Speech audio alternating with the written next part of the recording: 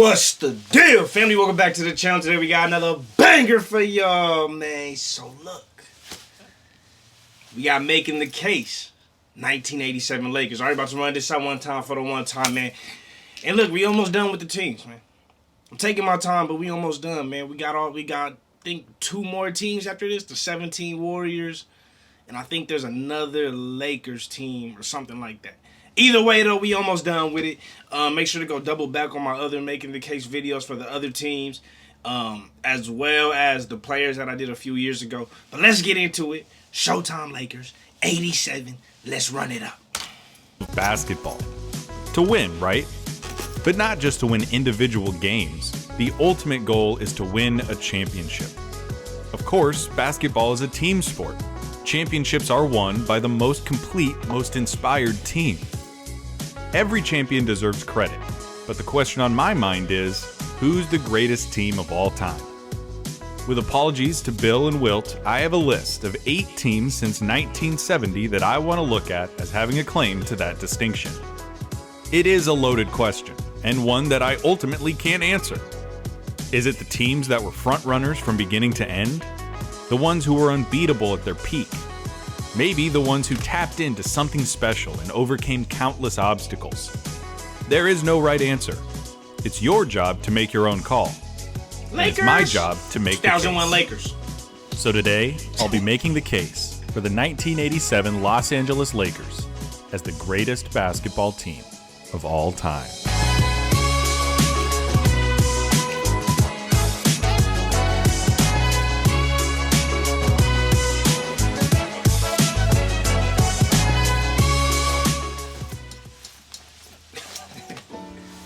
Let's go. Showtime.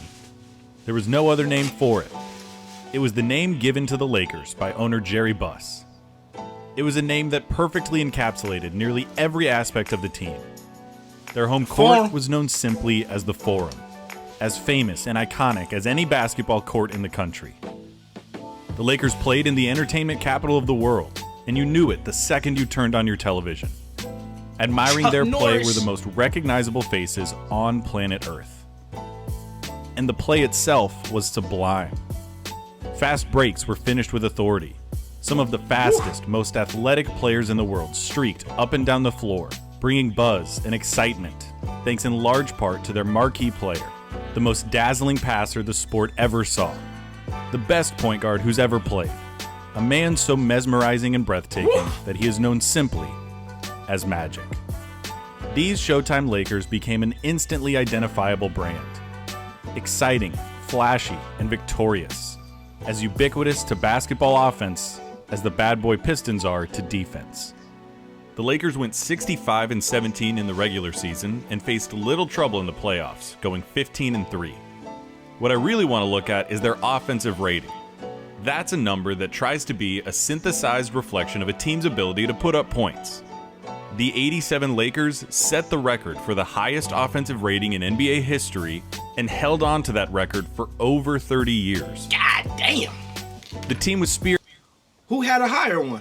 Maybe the 17 Warriors. That might be, 30 years. Yup, 30 years, 97, 07, 2017. It might be the Warriors. I'm pretty sure the Warriors is probably the only team that ever beat that. Or that beat that. Spearheaded by the Hall of Fame trio of Magic Johnson, Kareem Abdul-Jabbar. Look, you know everybody on this list. Magic, Kareem, Big Game Worthy, Byron, Michael Coop, you know what I mean? AC Green, Michael Thompson, Kurt Rambis. I think even Phil Jackson played for him. Oh, they had a squad. And James Worthy, supported by Byron Scott and Michael Cooper at the guard positions, and big men AC Green, Michael Thompson, and Kurt Rambis. There's a lot of star power on that team. Yeah, managing those egos took a lot of talent, skill, and charisma. Exactly the things that head coach Pat Riley brought to the table. His cool persona, slicked back hair, and far-reaching influence gave way for Riley to be known as the godfather of modern basketball. He won a championship as a player on the 1972 Lakers, coached the Showtime teams to 4 rings. Wait, what? On the 1970 I did not know Pat Riley played for the Lakers, dog. You learn something. I learned something new in all of these videos, bro.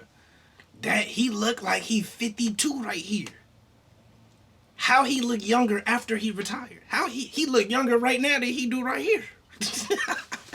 72 crazy. Lakers, coached the Showtime teams to 4 rings, won another as the coach of the 2006 Miami Heat, and after giving up coaching duties to become team president of the Heat, built 2 more championship squads in 2012 and 13. In total, only Riley's thumbs would be cold were he to wear every championship ring that he possesses. At the dawn of the 1986-87 season, Riley facilitated a symbolic transfer of power within the Lakers that was, as far as I'm concerned, unprecedented. Though the Lakers had thrice been champions since drafting Magic Johnson in 1979, the question of whose team it was between he and Kareem remained a subject of debate. In this offseason, following a flameout against the Houston Rockets in the 1986 playoffs, Riley decided to make a change. He wouldn't trade one of his stars, no contracts were restructured, and no major alterations were made to the Lakers' game plan. Instead, he sought out the league's elder statesman, his 39-year-old center, the captain, and told him that it was time. There could be no more confusion or ambiguity. The Lakers were going to be Magic's team. They had to be Magic's team. And to the undying credit of the man who won his first Finals MVP in 1971, Kareem acquiesced. The leading scorer in NBA history handed over the car keys, knowing that Magic had the ability to drive these Lakers to immortality. Bro, if Shaq had did that with Kobe, dog, just set aside the bullshit, let the young fella run the team. You can say it was yours for the first 3. Let him run the team. We lose to the Pistons, but we come back stronger. You know what I mean? It's not like Shaq didn't win a championship in Miami after he left. We come back stronger. But let Kobe run the team, just like when he went there with D-Wade. Guess what? Exactly what he did. He let D-Wade run the team. It was his team. If Shaq had did that with Kobe, dog, we had like 9 of them. We'd have like 9 of them things, man. Magic had a profound love and respect for Kareem. And when Riley told him to take the driver's seat, Magic's first question would be how the most decorated basketball player of all time would react. Riley assured him that he'd already spoken to Kareem, and that the big man had given Magic his blessing. The transition went off without a hitch. Not a hiccup. Not one drop in efficiency. Not one errant glance exchanged between them. Add on top of it the fact that Magic and Kareem are about as different as 2 personalities can be, Woo! And that partnership is even more impressive. Their opposite personalities were apparent in their very first game together. Kareem hits a game-winning skyhook at the buzzer, something he'd been doing since the Nixon administration. And you see his cool, composed disposition on full display, as if he'd been there 1,000 times before. With a rookie Magic Johnson draped all over him, hugging and jumping, celebration and adulation radiating off of him like a Chernobyl of positivity. They were different, but history had decreed that they would form a partnership that would be the backbone of the greatest offense in NBA history. They didn't average the most points per game of any team ever, but with the players that they had and the things that they could do, they are unparalleled. You know what else is you unparalleled? Can still watch them right now. NordVPN's ability to protect I see you, my boy. I see you, my boy. Get your money. On shows. Get your money, my boy. And get just $3. I need to get me a if sponsor. you're not. The greatest offense in NBA history starts with Earvin Magic Johnson. He is only the best point guard in the history of the game, after all. Facts. And the 1987 version of Magic was his best version, the year that saw him take home his first MVP trophy. Would y'all rather have Magic or Steph Curry? I'm picking Magic all day. Magic all day. I can get somebody else to hit threes. I need somebody to be able to feed the ball no matter where they at, no matter what they do, where they go, and they can guard center. That's why I need. Hey, look. We can get a scoring shooting guard. We can get a scoring forward. We can get a big man. I need somebody to feed everybody.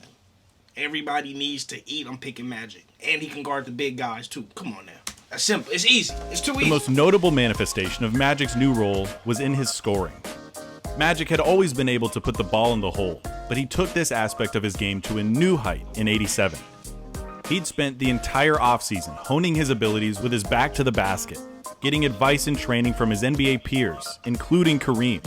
Magic picked Kareem's brain on the specifics and mechanics of Kareem's signature hook shot, on what exactly it was that made the shot so deadly, and in what situations it was most useful. Combine these new skills with a killer instinct and aggressive approach that would have made Michael Jordan proud, and Magic saw his scoring soar from an average of 18 points a game over his previous 7 seasons to 24 a night, good for 10th in the entire NBA in point-per-game scoring. He could slice into the lane, finish with ease, back down opponents in the paint, and picked his spots with his jump shot. And as good as Magic was at getting his points in the normal flow of the game, he was now coming through in the clutch, taking and making the big, high-pressure shots all season long. This propensity to score meant that defenses now had to key in on Magic more than ever. Perfect. Now all he had to do was rely on his abilities as the best passer in the history of basketball to set up his teammates and put them in position to succeed, night in and night out. He found open teammates and got the ball to them in ways that baffled the imagination. It didn't matter if you thought he couldn't see you. He knew you were there, and he would get the ball to you in a way that only he could. And I've yet to mention the fact that Magic Johnson played the position of point guard at an imposing height of 6'9". He could peer over defenses, presented matchup problems the second he took his warm-ups off, and excelled at grabbing boards and initiating breaks all by himself. Where most point guards, past and present, rarely stand taller than 6'4", Magic moved with the same speed and grace as Pete Maravich in a body the size of Bill Russell. With Magic at the helm, the Lakers' full-court offense became unstoppable. Worthy, Cooper, and Byron Scott broke down the court alongside Magic in a blur of purple and gold, slashing and dicing into the lane for easy transition buckets. Fast breaks stole the breath of every spectator who wondered what marvel LA would treat them to. A tactic pioneered by Cousy and Russell, elevated into art form. That was a strong no-look Cousy and Russell. He looked at bro hard. That was a strong no-look pass. You wouldn't even seen it coming. Into art form. Add on top of it the fact that Magic is one of the most decorated, celebrated, and respected leaders in the history of sports. And the player we're talking about isn't just one of the most important figures in basketball history. He is the baddest man on the planet. And in the half court, the Lakers personnel was a true embarrassment of riches, anchored still by Kareem Abdul-Jabbar. In the regular season, Kareem averaged 17.5 points a game and a shade under 7 rebounds, signs that he had indeed entered a new stage of his career. He was still laughing in the face of age, despite turning 40 that April, right before the playoffs began, thanks to a regimented signs that he had indeed entered a new stage of his career. He was still... This little clip is the epitome of like old man ball. You know what I mean? Like, the way you took that up the court, man, that was like the epitome of an old man taking the ball up the court, man, for real. Laughing in the face of age, despite turning 40 that April, right before the playoffs began, still got it, thanks to a regimented diet and a training program that included martial arts and yoga. He led the team in blocks, was the second leading rebounder, third leading scorer, and was the 5th most accurate shot taker in the league, thanks to the skyhook, the surest 2 points in basketball history. With a pivot of the foot and a flick of the wrist, Kareem Abdul-Jabbar was the sole owner of the most lethal offensive weapon in the history of basketball. The move was practically unstoppable, virtually unblockable, and as effective in 1987 as it was when he entered the league in 1970. For real. He couldn't quite keep up with the breakneck speed of the Showtime transitions. But even at 40, Kareem was still capable of rising to the occasion, reaching into the Wayback Machine, and submitting absolutely vintage performances. He raised his scoring average in the playoffs and was the team's second leading scorer in the finals. And the man still had more in the tank. The Lakers repeated as champions in 1988 when he was 41 and made the finals again in 89 when he was 42 years old. That's crazy. And the whole time, Kareem was so good, the skyhook was so effective, that the Lakers had no reservations calling end-of-game plays for him. Rounding out the Lakers' big three was the team's small forward, James Worthy. The lanky forward was one of the league's preeminent isolation scoring threats. A freakish athlete with an unrivaled first step that gave him an advantage against nearly all defenders. Off the dribble, he could snake and slither past defenders with his quickness, then ram the ball through the net with his signature Statue of Liberty dunk. He possessed a formidable post game with a deadly spin move and a reliable turnaround jump shot. With a full head of steam, Worthy's size discouraged smaller players from getting in his way, and his athleticism put doubts in the heads of every big man who even thought about contesting him at the rim. The perfect player to benefit from Magic's fantastical passing. And the lasting legacy of James Worthy is one that would make nearly all players jealous. He is remembered by his nickname, Big Game James. Big Game James. A player who routinely raised his level of play on the game's biggest stages. Leading the Lakers in postseason scoring, Worthy once again proved that when the chips were on the table, when you needed someone to step up, he could always be counted on. His achievements sometimes get overlooked because of the star power that he played alongside and because of his willingness to play into the team's system, rather than gunning for his own stats. But it is because of this unselfishness and uncompromising desire to win that make James Worthy a Hall of Famer and a bona fide champion. The greatest point guard to ever play, the all-time leading scorer in NBA history, and one of the most underrated and unheralded superstars of the modern era. Not a bad core, right? But let's address some needs. How about some shooting? For that, we turn to Byron Scott and Michael Cooper, two of the NBA's elite marksmen. Yep. Both finished the regular season in the top 10 in three-point percentage and in the top 11 in three-pointers made. Scott was a flamethrower of a scorer, able to light it up from all over the floor, averaging 17 points a game and finishing just decimal points away from 50, 40, 90 shooting splits. Whew. And even though Cooper came off the bench, he was a capable distributor, averaged double-digit points, Great and spot-up finished shooter. the season with the second most three-pointers made, trailing only Larry Bird. In the playoffs, Cooper zeroed in his three-point shot, shooting an astonishing 48% from behind the arc and setting a record with 6 made threes in Game 2 of the finals. And of course, Cooper and Scott were both tremendous athletes, capable of leading breaks with proficiency and finishing them with flair. This is Showtime, after all. Toss in quality big men in AC Green, Michael Thompson, and Kurt Rambis, and this Lakers offense had everything. Green was an excellent floor runner, versatile defender, and led the team in rebounds. Rambis provided toughness off the bench, and Michael Thompson did for the '87 Lakers what Bill Walton did for the '86 Celtics. Acquired via trade in February, he came off the bench, provided world-class defense, and most importantly, gave Kareem time to rest going into the playoffs. This team had horses that could get out and run the break better than any team ever has.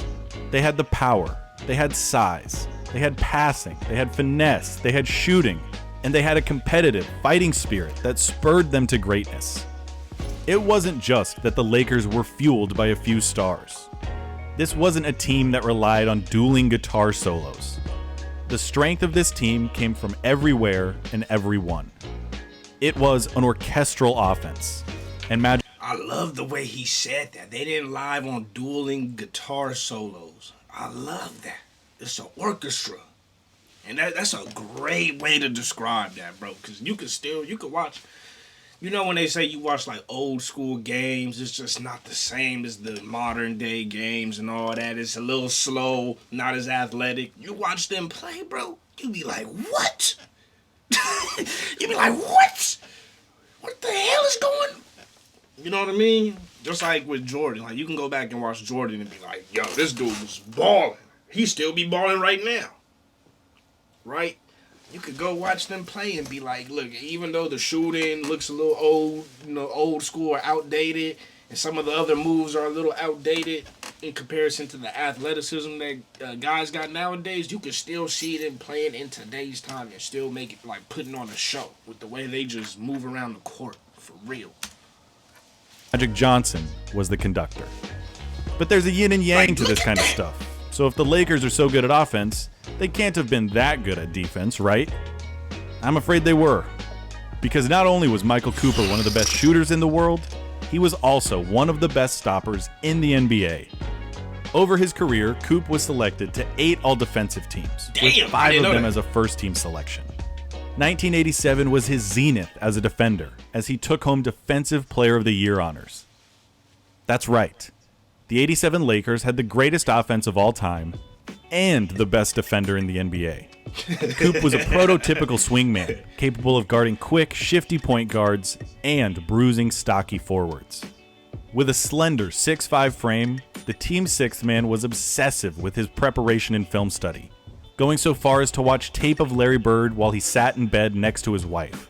A commitment to his skill set that makes it no surprise that Larry Bird called Cooper the best defender he ever faced.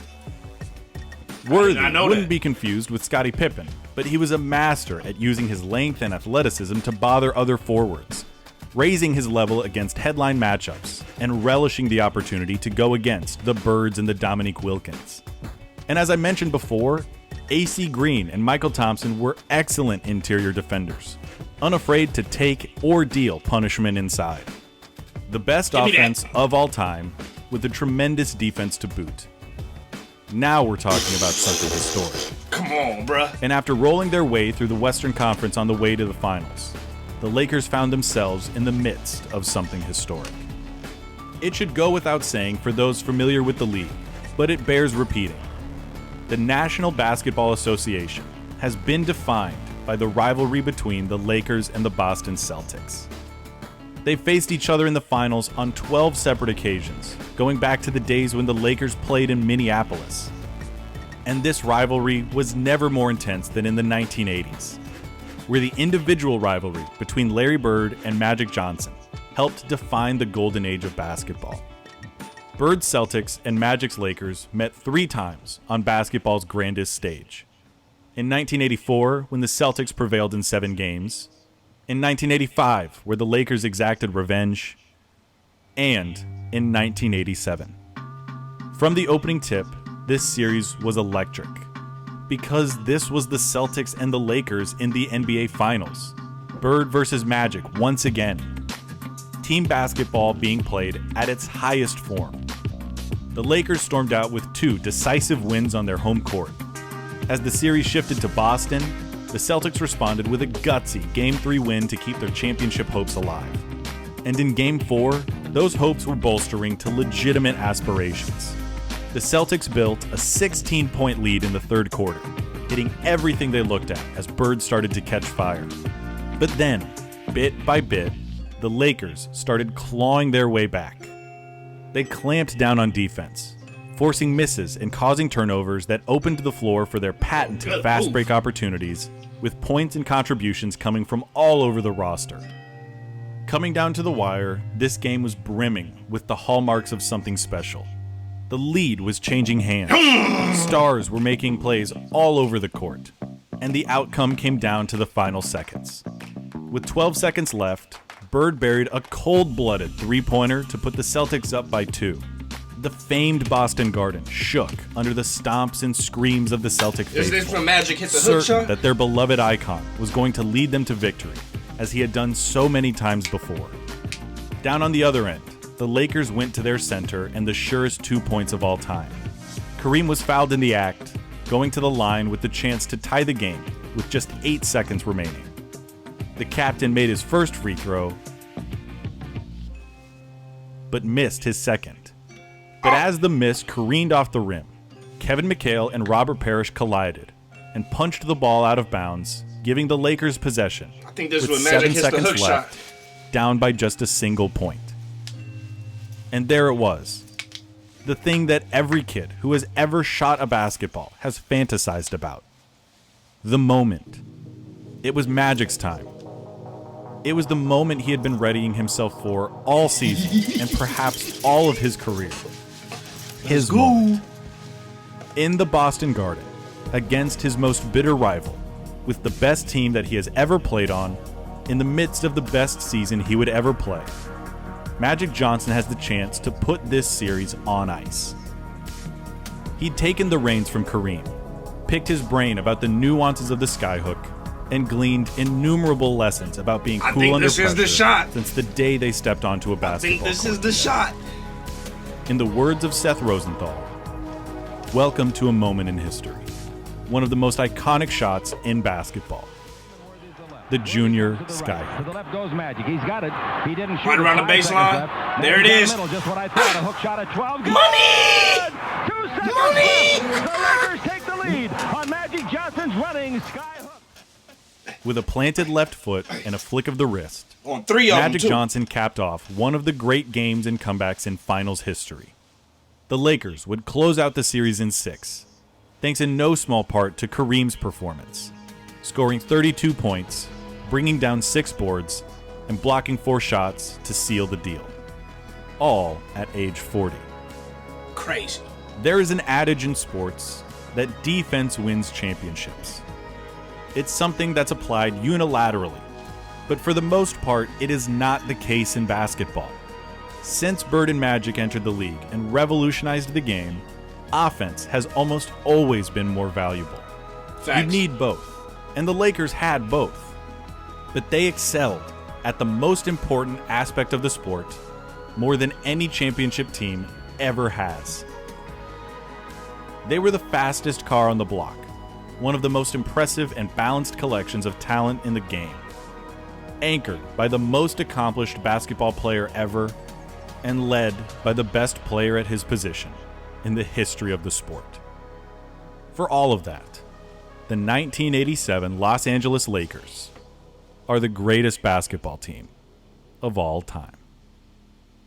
Damn, that's a good argument for it. I ain't even gonna lie to you. That makes it tough to... I got the 0-1 Lakers, bro. I'm a 0-1 Lakers guy.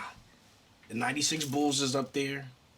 All these teams in the whole making the case is really up there, like, to be honest with you. But y'all let me know who you think is the greatest team of all time. That was the 87 Lakers.